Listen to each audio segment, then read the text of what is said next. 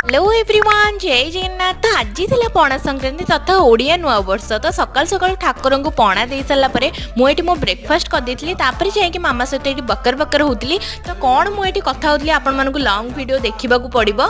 तो lung video मुझे तले देदेवी। तापर मो भौणी मिकी आम पलू झामू जात्रा देखा। एठी ठाकुर पाटुआ मैंने ततला कोईलार चलती। तो तापर आसला मिकी मो भौणी पलू टे सिलाई कम यहाँ कौ फुल मत कमेंट निश्चिंत जनइबे।